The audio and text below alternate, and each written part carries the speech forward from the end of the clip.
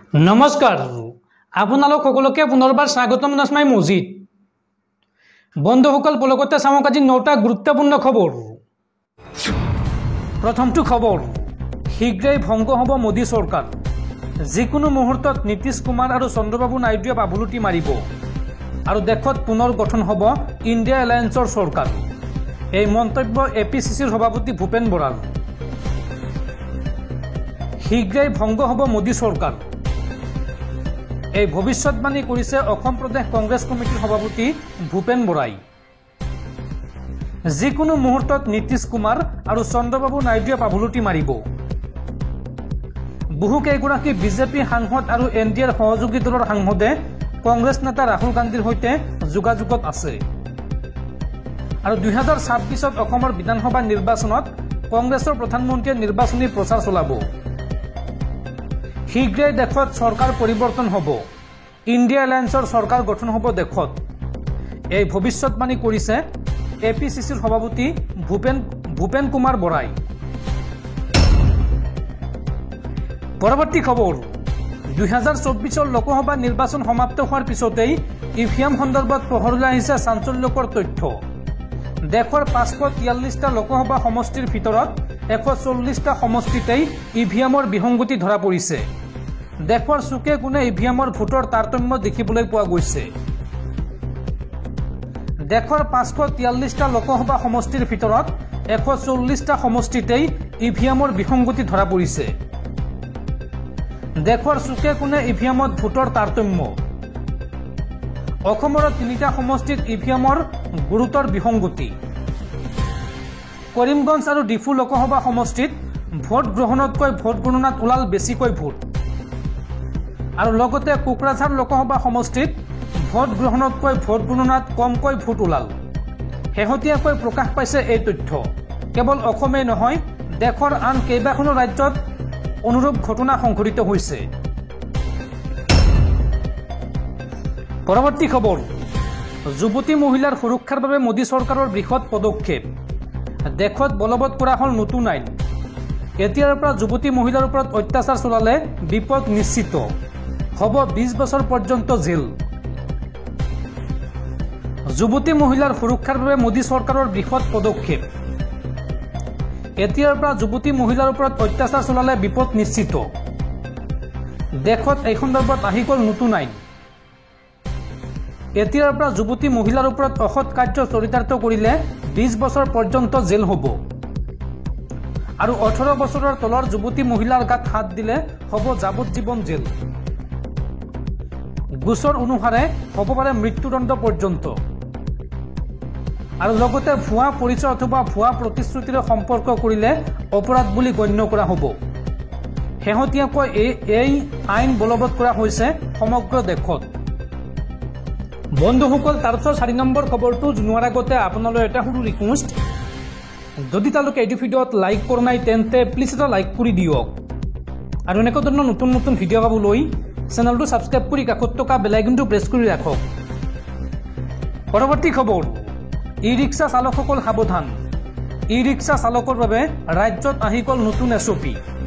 এতিয়াৰ পৰা যধে মধে চলাব নোৱাৰিব ই-ৰিক্সা। ৰাষ্ট্ৰীয় ঘাইপথত ই-ৰিক্সা উঠিলে জব্দ হ'ব ই-ৰিক্সা। পৰিবহণ বিভাগে জব্দ কৰিছে ইখনৰ পিছত সিখনকৈ ই-ৰিক্সা। ই-ৰিক্সা চালকৰ বাবে ডাঙৰ খবৰ। ই-ৰিক্সাৰ বিৰুদ্ধে পৰিবহণ বিভাগ আৰু আৰক্ষীয়ে চলাইছে অভিযান। ৰাষ্ট্ৰীয় ঘাইপথত ই-ৰিক্সা উঠিলেই জব্দ কৰা হ'ব ই-ৰিক্সা। নিয়ম নমনা ই-ৰিক্সা চালকৰ বিৰুদ্ধে একশ্যন মোডত নামিছে আৰক্ষী আৰু পৰিবহণ বিভাগ। কলিয়াবৰৰ ৰাষ্ট্ৰীয় ঘাইপথত নগাঁও জিলা পৰিবহণ বিভাগ আৰু আৰক্ষীৰ অভিযান। আৰক্ষীয়ে জব্দ কৰিছে ইখনৰ পিছত সিখনকৈ ই-ৰিক্সা। পৰৱৰ্তী খবৰ, RSS প্ৰধান মোহন ভাগৱতৰ মুখত এবাৰ শান্তি সম্প্ৰীতিৰ বাৰ্তা। মুছলমানসকলক লৈ ডাঙৰ মন্তব্য কৰিছে RSS প্ৰধান মোহন ভাগৱতে। মোহন ভাগৱতৰ মন্তব্য, এই দেশ আমাৰ যিমান, মুছলমানসকলৰো সিমান। মুছলমানসকল আমাৰেই অংশ। এই মন্তব্য RSS প্ৰধান মোহন ভাগৱতৰ। পৰৱৰ্তী খবৰ, কুৱেটত সংঘটিত হৈছে এক ভয়ংকৰ ঘটনা। ভয়ঙ্কৰ অগ্নিকাণ্ডৰ ফলত ভাৰতীয় শ্ৰমিকসহ 30 জনৰো অধিক লোকৰ মৃত্যু। কুৱেইট চহৰৰ এটি অট্টালিকাত সংঘটিত ভয়ঙ্কৰ অগ্নিকাণ্ডত 30ৰো অধিক লোক নিহত হয়। ভাৰতীয় সময় অনুসৰি বুধবাৰে পুৱা প্ৰায় 9 বজাত সংঘটিত হয় এই ঘটনা। বাতৰি লিখা পৰলৈকে 50ৰো অধিক অগ্নিদগ্ধ লোকক হাস্পতালত ভৰ্তি কৰোৱা হৈছে আৰু ইয়াৰ ভিতৰত ভাৰতীয় শ্ৰমিকসহ 31 জন লোক নিহত হোৱা বুলি জানিব পৰা গৈছে। এইখিনিতে উল্লেখ কৰা প্ৰয়োজন যে কুৱেইটৰ মাংগাব চহৰৰ এটা অট্টালিকাত সংঘটিত হৈছে এই অগ্নিকাণ্ডৰ ঘটনা আৰু ইতিমধ্যে এই ঘটনাৰ পিছতে তৎপৰ হৈ পৰিছে কুৱেইট স্থিত ভাৰতীয় দূতাবাস। ভাৰতীয় দূতাবাসে ভাৰতীয় নাগৰিকসকলক সকলো ধৰণে সহায় কৰাৰ আশ্বাস দিছে। পৰৱৰ্তী খবৰ, ৰাজ্যবাসীয়ে প্ৰতিমাহে সেৱন কৰিব লাগিব 2 কোটি লিটাৰ সুৰা। বছৰি সুৰাপাইয়ে সেৱন কৰিব লাগিব 26 কোটি লিটাৰ সুৰা। এই সন্দৰ্ভত চৰকাৰে বান্ধি দিলে মদ সেৱনৰ নতুন টাৰ্গেট। অসমৰ কোন জিলাক কিমান লিটাৰ সুৰাৰ টাৰ্গেট বান্ধি দিয়া হৈছে চাওঁ আহক। ৰাজ্যৰ প্ৰতিখন জিলাৰ সুৰাৰ বিপণী আৰু বাৰসমূহে প্ৰতিমাহে বিক্ৰী কৰিব লগা সুৰা আৰু বিয়ৰৰ পৰিমাণ চাওঁ আহক। অসমৰ কোনখন জিলাক কিমান লিটাৰ সুৰা বিক্ৰীৰ টাৰ্গেট বান্ধি দিছে চাওঁ আহক। কাৰ্বি আংলঙক দিয়া হৈছে প্ৰতিমাহে 27,000 লিটাৰ। অৰ্থাৎ কাৰ্বি আংলং জিলাৰ যিমানবোৰ সুৰাৰ বিপণী আছে প্ৰতিমাহে 27,000 লিটাৰ সুৰা বিক্ৰী কৰিবই লাগিব। কামৰূপত দিয়া হৈছে 12,957 লিটাৰ। শিৱসাগৰত দিয়া হৈছে 10,000 লিটাৰ। গোলাঘাটত দিয়া হৈছে 10,000 লিটাৰ। যোৰহাটত দিয়া হৈছে 9,587 লিটাৰ। কৰিমগঞ্জত দিয়া হৈছে 8,470 লিটাৰ। নগাঁৱত দিয়া হৈছে 6,650 লিটাৰ। নলবাৰীত দিয়া হৈছে 5,675 লিটাৰ। দৰঙত দিয়া হৈছে 5,580 লিটাৰ। কামৰূপ মহানগৰ জিলাত দিয়া হৈছে 5,135 লিটাৰ। লখিমপুৰত দিয়া হৈছে 4,540 লিটাৰ আৰু বৰপেটা জিলাক বান্ধি দিয়া হৈছে 4,430 লিটাৰ সুৰা বিক্ৰীৰ টাৰ্গেট। পৰৱৰ্তী খবৰ, দেশৰ নিৰাপত্তাৰ প্ৰতি চৰম ভাবুকি। বাংলাদেশীক এইবাৰ ভাৰতীয় নাগৰিক বনালে এইগৰাকী যুৱকে। হোজাইত বাংলাদেশী পত্নীক ভাৰতীয় নথি বনাই দি গ্ৰেপ্তাৰ হ'ল এইগৰাকী যুৱক। ভোটাৰ তালিকাতো পত্নীৰ নাম অন্তৰ্ভুক্ত কৰাৰ অভিযোগ। আধাৰ কাৰ্ড, পেন কাৰ্ড, বেংক একাউণ্টো প্ৰস্তুত কৰি দিছিল স্বামীয়ে। পত্নী ৰীনা আক্তাৰক হাজিৰা বেগম সজাই বনাই দিছিল আধাৰ কাৰ্ড।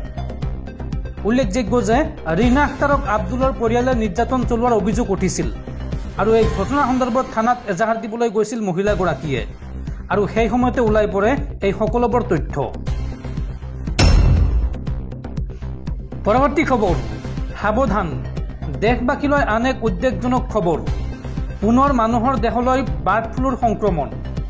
এইবাৰ পশ্চিমবংগৰ এটি 4 বছৰীয়া শিশুৰ দেহত ধৰা পৰিছে বাৰ্ড ফ্লুৰ সংক্ৰমণ। 2019ৰ পাছত মানুহৰ দেহলৈ বাৰ্ড ফ্লুৰ সংক্ৰমণৰ এয়া দ্বিতীয়টো ঘটনা। বিশ্ব স্বাস্থ্য সংস্থাই নিশ্চিত কৰিছে এই তথ্য।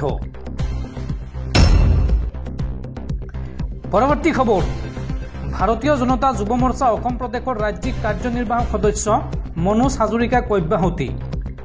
দলীয় অনুশাসন ভংগৰ অভিযোগত তৎকালীনভাৱে বলবৎ হোৱাকৈ অব্যাহতি দিয়া হৈছে মনোজ হাজৰিকাক। পৰৱৰ্তী খবৰ, ৰাজ্যত পুনৰ উৎকোচ কাণ্ড। এইবাৰ শিলচৰত NOC দিয়াৰ নামত ঘোষ বিচাৰি হাতেলোতে ধৰা পৰিল এইগৰাকী ঘোষখোৰ চৰকাৰী কৰ্মচাৰী। শিলচৰ জিলা আয়ুক্তৰ কাৰ্যালয়ত দুৰ্নীতি নিবাৰক শাখাৰ অভিযান। 2,000 টকা ঘোষ লওঁতে হাতলোতে গ্ৰেপ্তাৰ হ'ল সৌম্য ভট্টাচাৰ্য।